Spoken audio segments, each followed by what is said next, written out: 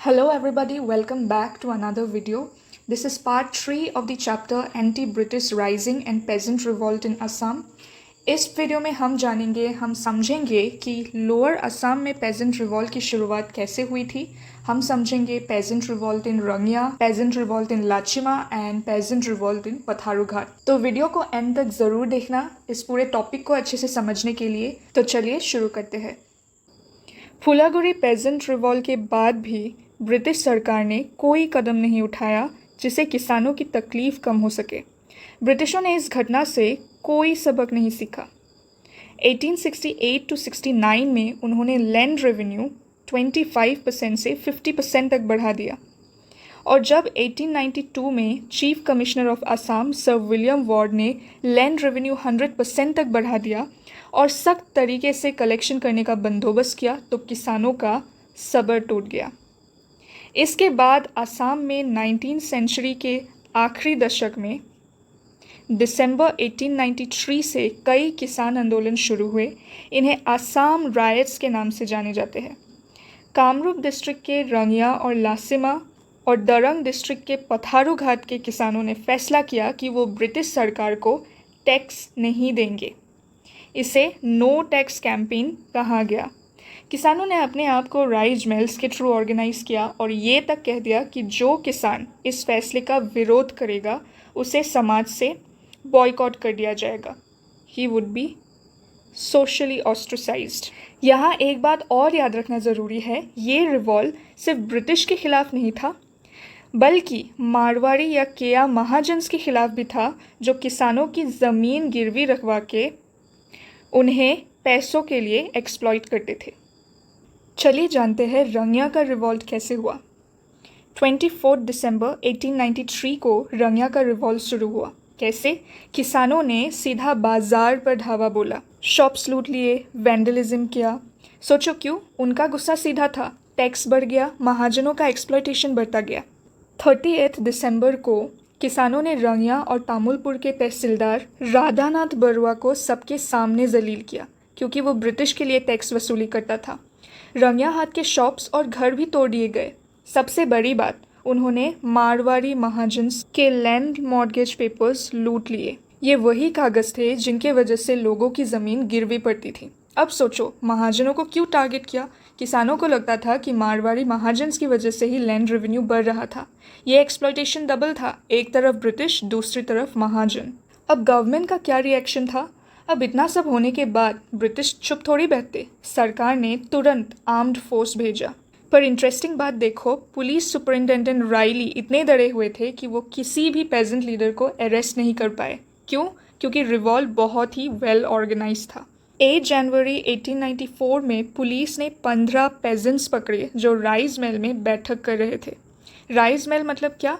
ये ऑलरेडी हमने previous video में डिस्कस किया था. आसाम के गांव की पब्लिक सभा जहां लोग अपने फैसले खुद लेते थे और ये लोग डेप्यूटी कमिश्नर के सामने अपनी बात रखना चाहते थे.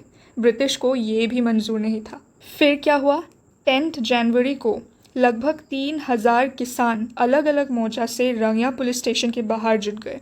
इमेजिन करो, 3000 लोग एक ही मांग लेके. मैकेब ने ऑर्डर दिया घर जाओ, पर किसान नहीं माने. तो मैकेब कौन था? उस समय के डेप्यूटी कमिश्नर. दिन ढलते ढलते लोग और पास आए पुलिस स्टेशन के. उन्हें उम्मीद थी डेप्यूटी कमिश्नर उनके लिए टैक्स कम करने का नोटिस देगा. किसानों ने डिमांड किया कि हमारे गिरफ्तार साथियों को छोड़ो. जब डेप्यूटी कमिश्नर मैकेब ने बोला कि कोई रिप्रेजेंटेटिव भेजो, तब सबने मिलके कोरस में बोला कि हम लोग इंक्रीज्ड रेट में रेवेन्यू नहीं पे करेंगे. फिर क्या? लोग पुलिस स्टेशन में घुसने की कोशिश करने लगे. मैकेब ने पुलिस को फायरिंग का ऑर्डर दे दिया. गोलियों के आगे किसानों को पीछे हटना पड़ा. 10 जनवरी को मैकेब ने तुरंत एक नोटिफिकेशन निकाला. अब डेप्यूटी कमिश्नर की परमिशन के बिना, without the permission of the deputy commissioner, कोई पब्लिक मीटिंग नहीं होगी. और देखो कितना चतुर प्लान था. कुछ पेजेंट लीडर्स को पुलिस कांस्टेबल बना दिया ताकि वो ही बाकी लोगों को शांत करे और रेवेन्यू वसूल करवाए. क्या ये प्लान सक्सेसफुल था? वैसे मैकेब का प्लान थोड़ा सक्सेसफुल था. 90,000 रुपीज़ में से 60,000 पहला इंस्टॉलमेंट में वसूल हो गया. पर क्या ये रिवॉल्व वही ख़त्म हुआ? बिल्कुल नहीं. नौलबारी, बरामा, बजाली के किसान फिर भी राइस मिल करते रहे। रेवेन्यू वसूली में ब्रिटिश के लिए हर रोज़ नई मुश्किलें बनती गई। Peasant revolt of Lachima. तो फ्रेंड्स, रंगिया रिवॉल्ट के बाद आपको क्या लगता है, ब्रिटिश ने फायरिंग कर दिया, लोगों को डरा दिया तो आंदोलन रुक गया? बिल्कुल नहीं। रंगिया की रिप्रेशन के बावजूद रिवॉल्ट बरामा, बजाली और लाचिमा तक फैल गया। सबसे पहले बरामा देखो। यहाँ राइस मिल बहुत पावरफुल थे। लोगों ने अपनी लाठी सेना बनाई। हर आदमी हाथ में मोटा सा डंडा लेके रेडी था। और बात सिर्फ लाठियों तक नहीं रुकी। कम्युनिकेशन के लिए उन्होंने अपने सीक्रेट पोस्टमैन अपॉइंट किए जो मैसेज भी ले जाते और स्पाई भी करते। सोचो, बिना फ़ोन, बिना व्हाट्सएप, पूरा स्पाई नेटवर्क 1894 में। अब बाजाली रीजन में आओ। इसमें लाचिमा, चौखुती, पानागांव, सरथेबारी, पताचर कुची सब शामिल थे। हज़ारों किसान राइस मिल में जमा हुए। सबसे बड़ा राइस मिल पानागांव सपोरी में हुआ।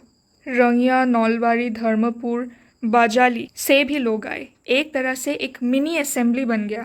अब मेजर घटना सुनो। 21 जनवरी 1894 को दासूराम चौधरी, कपला गांव के मौजादार, और उसका मंडल होलीराम मिश्रा लोगों से रेवेन्यू वसूलने निकले। पर इस बार लोग चुप नहीं बैठे। गांव वालों ने उन दोनों की ज़बरदस्त पिटाई कर दी और इतनी बुरी तरह से पीटा कि मौजादार की मौत हो गई। सोचो, लोग कितने परेशान और कितने गुस्से में थे कि उन्होंने मौजादार को मार दिया क्योंकि वो ब्रिटिश के लिए टैक्स वसूल कर रहा था। इसके बाद बोरपेटा का सर्कल ऑफिसर माधव चंद्र बॉर्डोलोई ने 75 पर्सन्स को अरेस्ट किया और लाचिमा के रेस्ट कैंप में बंद कर दिया। पर लोग चुप कैसे बैठते? करीब 3000 लोग रेस्ट कैंप घेर लिए और धमकी दे दी कि बंदी लोग नहीं छोड़े तो कैंप जला देंगे। ऑफिसर मजबूर होकर सबको छोड़ना पड़ा। अगले दिन डिप्यूटी कमिश्नर मैकेब खुद आया, 30 पुलिसमैन और गोरखा रेजिमेंट के सोल्जर्स के साथ। 59 किसान फिर से पकड़े गए और एक टेम्पोरेरी जेल में डाल दिए गए। लोगों ने हिम्मत नहीं हारी। इस बार करीब 6000 लोगों ने मिलके एक डॉक्यूमेंट साइन किया, डिमांड की सबको छोड़ा जाए। सोचो, गांव-गांव के लोग एक पिटीशन साइन करके डीसी के कैंप में पेश कर रहे थे। पर मैकेब ने कोई सिंपैथी नहीं दिखाई, फोर्स से भीड़ हटा दी। और सबसे बड़ी बात, जिन लोगों को अरेस्ट किया गया था, लीडर्स जैसे गोसाई डोले, उनको बैलगाड़ी जैसे योक में बांध के जनता के सामने घुमा दिया गया ताकि कोई और फ्यूचर में हिम्मत ना दिखाए। ये कितनी ह्यूमिलिएटिंग थी ना, गाय बैल जैसे बांध के इंसानों को पैरेड करना। इन सबको कोर्ट में ले जाया गया। 16 लोगों को अलग अलग सज़ा मिली। बाद में कलकत्ता हाईकोर्ट ने कुछ पनिशमेंट कम कर दिया। पुष्पराम कलिता, देवी दत्त शर्मा, जयंती बैज, निर्भासा कलिता और मंगलू कलिता को 2 साल का रिगोरस पनिशमेंट मिला। अब चलिए देखते हैं पथारू घाट में कैसे पेजेंट रिवॉल्ट शुरुआत हुई। नॉर्थ कामरूप का रिवॉल्ट अभी शांत भी नहीं हुआ था कि एक नई बगावत पथारू घाट में शुरू हो गई, जो मंगलदय सर्कल में दरंग डिस्ट्रिक्ट में पड़ता है। जनवरी 1894 के बीच से ही लोग राइस मिल बुलाने लगे और इस राइस मिल में क्या डिस्कशन हुई कि ब्रिटिश का इंक्रीज्ड रेवेन्यू और इसका कलेक्शन कैसे अपोज करना है।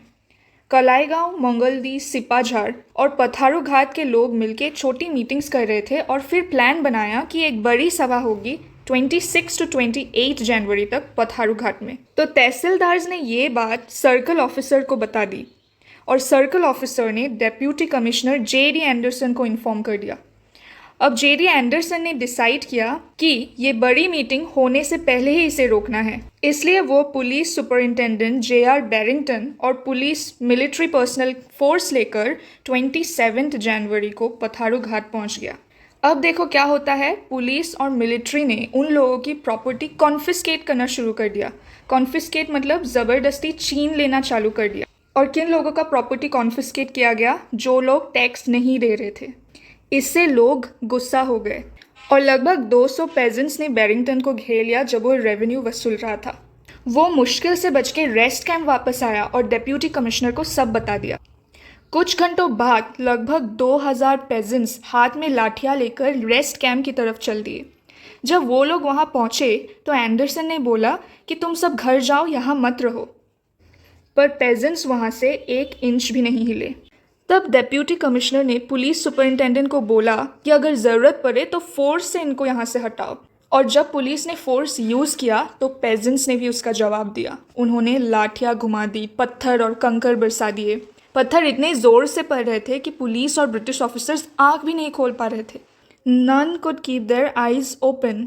Under such conditions deputy commissioner ने ऑर्डर दिया कि गोली चलाई जाए।